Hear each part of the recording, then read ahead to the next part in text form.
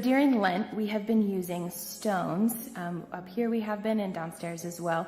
We've been using stones to help us learn about God and to build an altar to remember how God has rescued us from sin.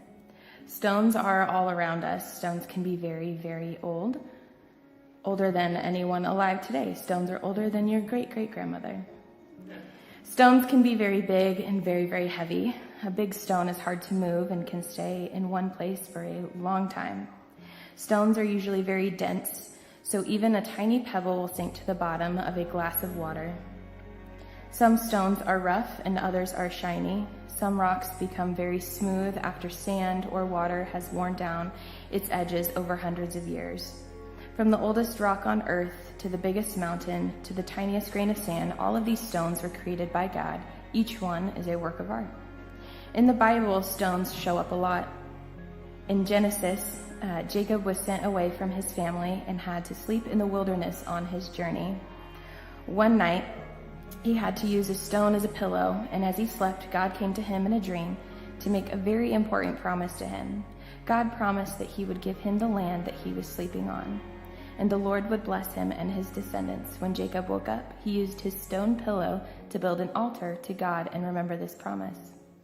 After that, God's people built stone altars over and over and over again, often to help them remember times that God has helped them with a miracle.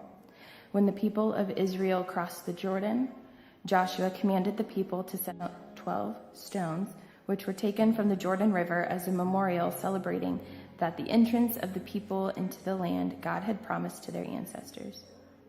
God used stones to rescue his people many times in the Bible. When the Israelites were thirsting in the desert, he instructed Moses to strike a rock, and water flowed from the dry rock. When David was fighting against Goliath, he used a handful of stones and a sling to bring down the enormous warrior with God's help.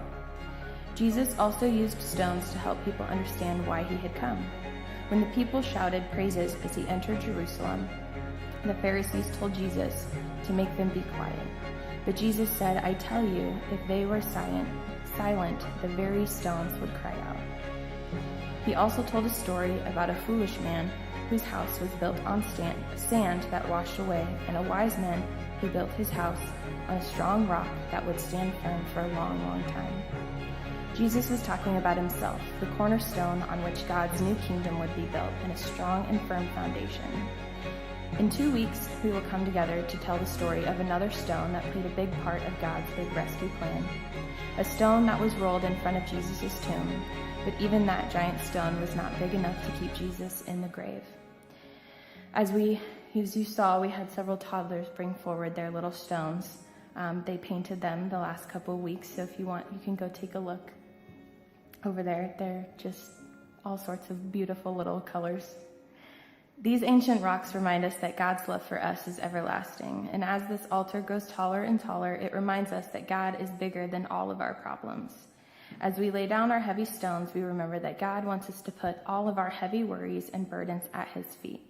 And as we continue to build our altar of stones, we remember to build our lives on the firm foundation of Christ Jesus.